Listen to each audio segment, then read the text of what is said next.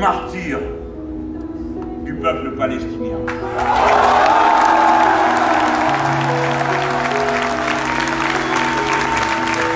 Un an bientôt, et les puissants ont laissé faire un génocide ininterrompu.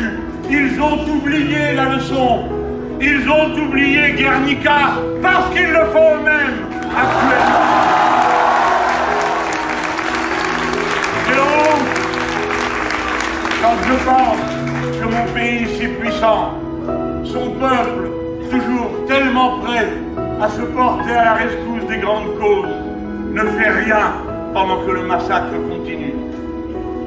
Mais que cela soit pour nous une occasion, comme je voudrais que mon discours le soit, une fois de plus de réfléchir en profondeur, au-delà de l'apparence et de l'agitation de ce que l'on voit. Dans tout cet épisode, ce qui s'est mis en scène, c'est que certains ont appelé le double standard. Il y aurait donc deux règles, suivant que l'on se trouve à tel ou tel endroit du monde, et que l'ennemi, l'adversaire, est celui-ci plutôt que celui-là.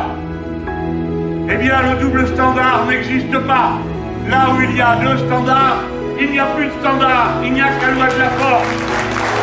Et nous sommes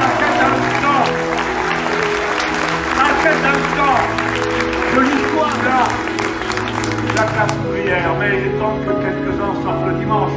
La classe ouvrière, notamment pour les tâches les plus pénibles, elle est racisée. Elle n'appartient pas à la bonne société qui la montre du doigt, qui se moque parfois de ses comportements.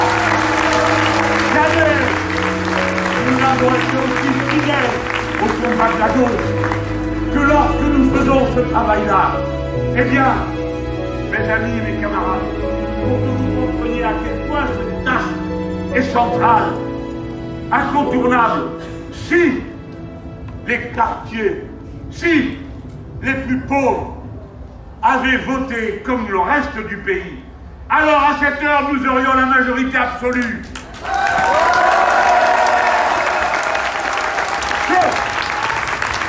Ce qui nous détournerait de ces objectifs, nous détournerait de la victoire que nous finirons par remporter par la conviction, par le travail, par la discussion, tête par tête, conscience par conscience.